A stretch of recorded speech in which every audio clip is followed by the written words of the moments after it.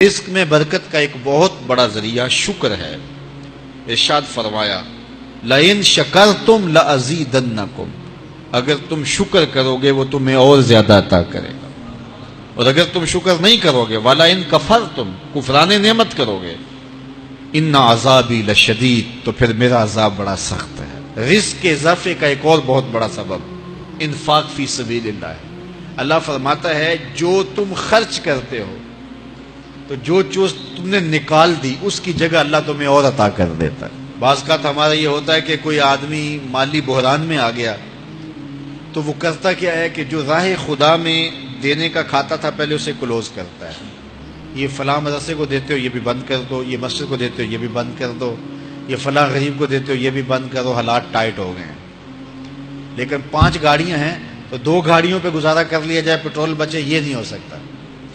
گھر کے لچھن وہی ہیں لیکن بند کہاں سے کیا؟ جہاں سے رزق آنا تھا۔ ہمیں تو یہ حکم دیا ہے جب رزق تنگ ہونے لگے صدقہ دے کے رب سے کاروبار کر لو، صدقے سے تمہارے رزق میں اضافہ ہوگا۔ یہ رب کا وعدہ ہے اور اللہ کے وعدے جھوٹے نہیں ہو سکتے۔ رزق کی برکت کا ایک اور بہت بڑا ذریعہ النکاح ہے۔ فرمایا اگر تم نکاح کرو گے تم فقیر ہو وہ تمہیں غنی کر دے گا۔ لوگ کہتے ہیں بچہ پیروں پہ کھڑا ہو لے تو پھر نکاح کریں گے، اللہ کہتا ہے تم نکاح کرو ہم پیروں پہ کھڑا کر دیں گے۔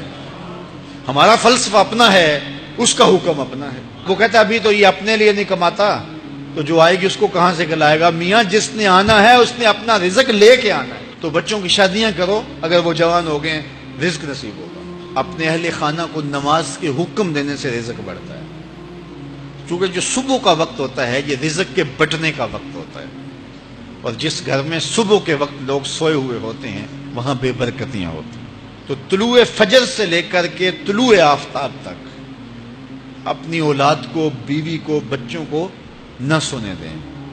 اس وقت رزق بٹنے کے لمحے ہوتے ہیں۔ کثیر دعائیں مانگیں، تلاوت کلام مجید پڑھیں، اور نماز فجر مرد حضرات مسجدوں میں جا کے باجماعت ادا کریں، اور گھروں میں جو ہے وہ بیٹیاں بہنیں مصلے بچھا لیں تو اللہ کی رحمتوں کا نزول ہوگا۔ اب ایک حدیث میں رزق کے اضافے کا ایک اور نسخہ ارشاد کیا گیا۔ میرے حضور نے فرمایا جو شخص یہ چاہتا ہے کہ اس کے رزق میں برکتیں ہو اور اس کی عمر میں اضافہ ہو تو وہ اپنے رشتہ داروں کے ساتھ سلوک اچھا کرے۔ رشتہ داروں کے ساتھ اگر اچھا سلوک کرو گے تو پھر تمہارے رزق میں برکت ہو۔ غریب ہیں تو ان کی مدد کرو، ان کی بیٹیوں کی شادیاں اپنے ذمے لے لو اگر اللہ نے آپ کو وسعت دی ہے، ان کی پریشانیاں بانٹ لو، ان کا قرضہ ہے تو اتارنے کی کوشش کرو، ان کو مشکلات سے نکالنے کی کوشش کرو۔ تم ان کو مشکلات سے نکالو گے اللہ تمہیں مشکلوں سے نکالے گا۔ تمہارے رزق میں بھی برکتیں ہوگی اور تمہارے مال میں بھی برکتیں ہوں۔ فرمایا بہتر صدقہ وہ ہے جو ناراض غریب رشتہ دار کو دیا جائے۔ اگر وہ پھنس گیا ہے، مجبور ہے، ناراض ہے، تو اس کو اگر دیں گے تمہارا نفس اس میں شامل نہیں ہوگا، تو یہ افضل صدقہ ہے جو ہر صورت میں قبول ہی قبول ہے۔ رزق کے اضافے کا ایک اور سبب الاحسان الی الضعفاء، جو کمزور لوگ ہیں ان کے ساتھ اس نے سلوک کرنا۔ الانفاق علی طلبۃ العلم، طالب علموں پہ خرچ کرنا، یہ بھی رزق میں اضافے کا سبب اور ذریعہ ہے۔ وہ حضرت بابا فرید نے کہا نا 6واں رکن دین کا روٹی ہے۔ گھر میں کچھ نہ ہو تو پھر نہ نماز اور نہ ہی دیگر امور کی لذت آتی ہے، تو یہ رزق فراواں اور وسیع اور مبارک نصیب کرتے اللہ۔